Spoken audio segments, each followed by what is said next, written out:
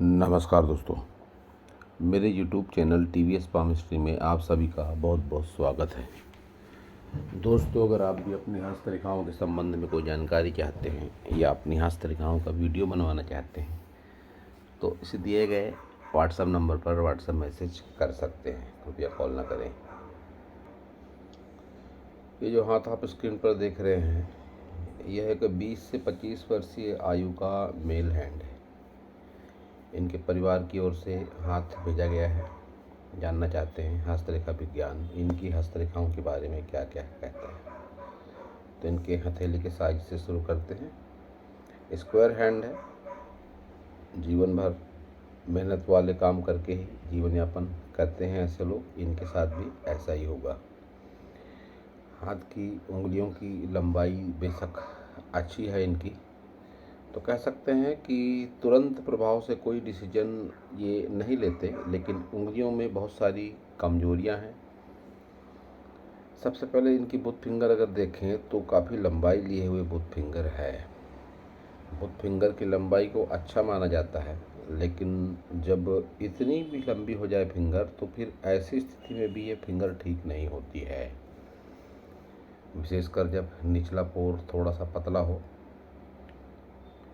यहाँ पर ही गैप भी हो, तो फिर ऐसे लोग जिद्दी होते हैं, गुस्सैल होते हैं, अपने मन मर्जी के मालिक होते हैं। डिसीजन पावर ऐसे लोगों का सही नहीं होता है, और बिजनेस वगैरह करने के ऐसे लोग ना सोचे तो ज़्यादा अच्छा होता है, क्योंकि इनके हाथ में व्यापार रेखा का सर्वथा अभाव है। व्यापार रेखा है ही नहीं इनके हाथ में।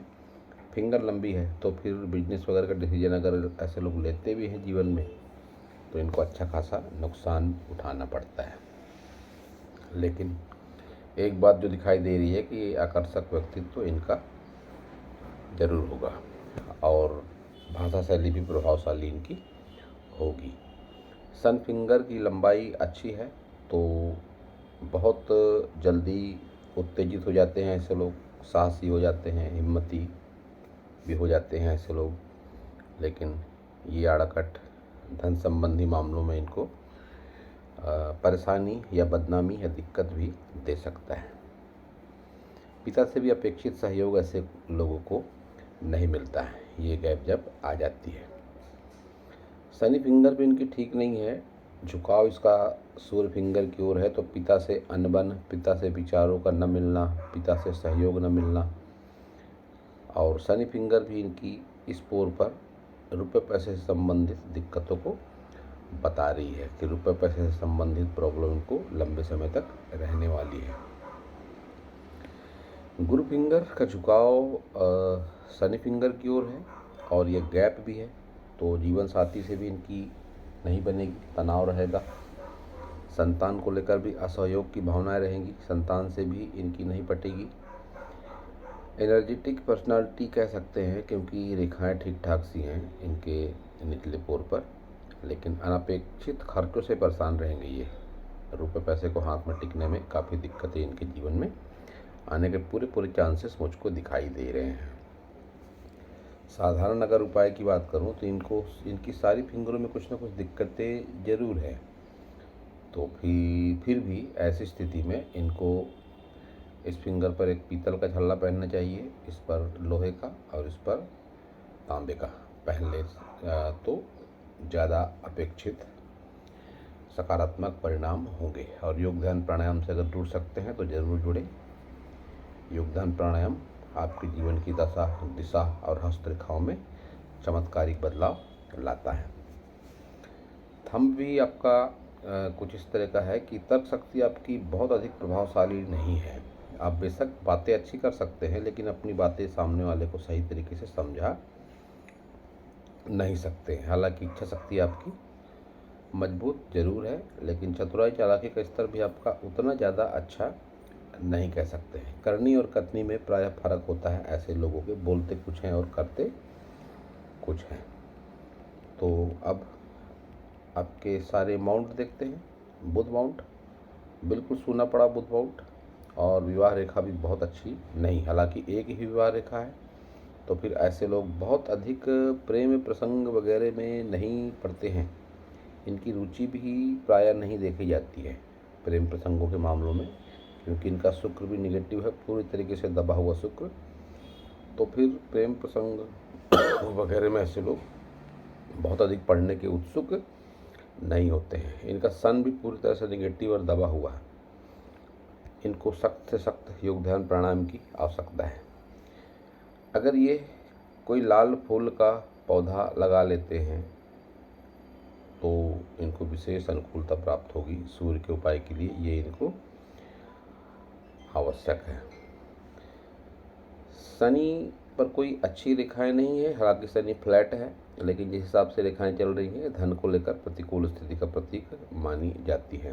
संघर्ष के बाद भी व्यक्ति के पास में रुपया पैसा नहीं होता है। गुरु भी इनका ठीक ठाक नहीं है, दबा हुआ गुरु है। और कुछ ये रेखाएं हैं जो कह सकते हैं कि प्रयत्न करते होंगे अवश्य ये आजीविका के लिए, लेकिन आय इनकी इच्छा के अनुरूप नहीं हो पाती होगी। वैसे भी इनका तरक्की का ग्राफ भी कुछ खास ठीक ठाक सा नहीं है। ऐसे लोग लाइफ टाइम सेटिस्फाइड नहीं होते हैं अपनी इनकम से। आप सोच रहे होंगे अभी तक कि मैंने इतनी सारी नेगेटिव बातें बताई और बताते जा रहा हूँ, लेकिन हस्तरेखा का विज्ञान ऐसा ही है कि हाथ में जो है उसी के बारे में बताया जाए, न किसी की तारीफ करी जाए हस्तरेखाओं के माध्यम से, न ही किसी को नकारात्मक विचारों की ओर ले जाया जाए। तो हाथ में जो है फिलहाल उसी के बारे में मैं बात कर रहा हूँ। निम्न मंगल कह सकते हैं इनका ठीक है। यहाँ थोड़ी सकारात्मक बात है कि निम्न मंगल का उभार अच्छा है तो ठीक है। राहु रेखाएं हैं जो जनरली सभी हाथों में होती हैं निम्न मंगल पर राहु रेखाएं, तो अपनों से सहयोग मिलता है ऐसे लोगों को, लेकिन उसका अपेक्षित लाभ ऐसे लोग नहीं उठा पाते। शुक्र तो पूरी तरह से नेगेटिव है, तो ऐसे लोगों को बहुत बार संतान सुख में भी दिक्कतों का सामना करना पड़ता है। वैवाहिक जीवन भी ऐसे लोगों का दुखद होता है। लाइफ पार्टनर से मेल न बनना, उससे विचारों का न मिल पाना, संतान होने में परेशानी होना, संतान से अपेक्षित सहयोग न मिलना, संतान हो भी गई तो केतु भी टोटल नेगेटिव, ये पुश्तैनी जमीन जायदाद का लाभ वगैरह वैसे लोगों को बहुत अच्छा नहीं मिलता है। चंद्र को स्पेस अच्छी है और कोई नेगेटिव चिन्ह नहीं है। हालांकि ये जो डॉट दिखाई दे रहे हैं ये नकारात्मकता का प्रतीक माने जाते हैं। तो अगर ये कुछ ना कर सकें तो अगर ये ओम नमः शिवाय का जाप भी करते हैं तो इनकी हस्तरेखाओं में चमत्कारी बदलाव हो सकता है। नियम से इनको करना पड़ेगा ओम नमः शिवाय का जाप। मंगल भी अच्छा है इनका देखा जाए तो, क्योंकि कोई निगेटिव मार्क मंगल पर नहीं है सिवाय इन दाग धब्बों के। तो मंगल अच्छा है तो मंगल से संबंधित कोई काम कर सकते हैं। बहुत सारे काम होते हैं मंगल से संबंधित। इसको डिटेल में आप जानना चाहते हैं तो मेरी प्लेलिस्ट में मंगल से संबंधित कामों की लिस्ट है, उस पर आप देख सकते हैं। तो आपको मंगल का फ़ायदा उठाना चाहिए क्योंकि आपके मंगल पर्वत पर उभार अच्छा है। आप अपने एनर्जी को मंगल के कामों में डाइवर्ट अगर करते हैं और योग ध्यान प्राणायाम करते हैं, मेरे बताए उपाय करते हैं, तो आपके जीवन में सकारात्मकता जरूर आएगी। आपकी सारी मेजर लाइनों को देखें तो हृदय रेखा आपकी इस तरह की हृदय रेखा व्यक्ति को स्वार्थी बना देती है। व्यक्ति स्वार्थ भाव में जीता है, बहुत अधिक भावनाएं उसके मन में नहीं होती। और जिस तरह की आपकी मस्तिष्क रेखा है तो भावहीनता के साथ उदासीनता का संकेत इस तरह की रेखा को माना जाता है। निराशावादी प्रवृत्ति ऐसे लोगों की हो सकती है। जिस तरह की आपकी शनि फिंगर है, क्योंकि शनि भी निराशा देता है, और इस तरह की मस्तिष्क रेखा भी निराशा देती है।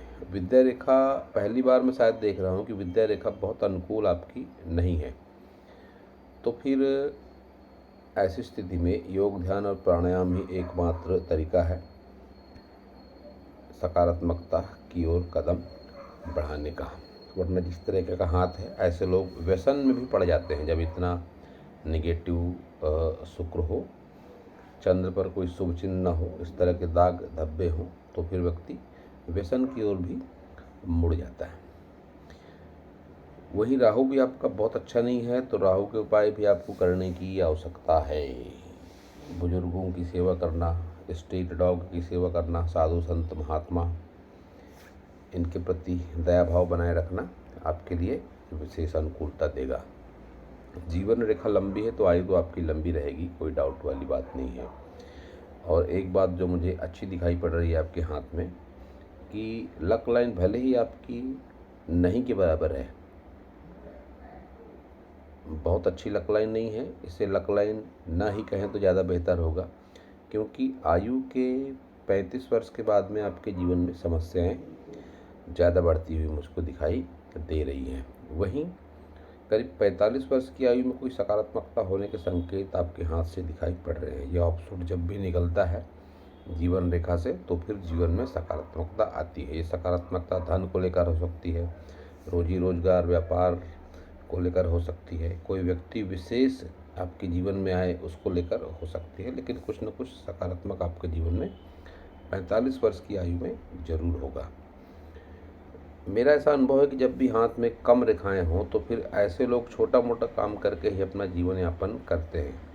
ऐसे लोगों से आप व्यापार वगैरह की उम्मीद नहीं कर सकते।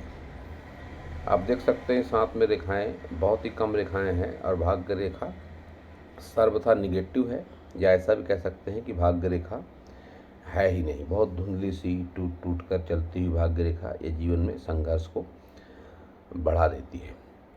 तो अभी आप नवयुवक हैं, हाथ में विशेष रेखाएं नहीं है और ऐसा कोई हाथ नहीं है कि आप कोई बिजनेस वगैरह कर सके, नहीं आपका फैमिली बैकग्राउंड वैसा है कि कोई बिजनेस वगैरह आप कर सके, पार्टनरशिप वगैरह भी आपके लिए प्रभावशाली नहीं रहेगी, उससे दूर रहे तो ज़्यादा अच्छा है।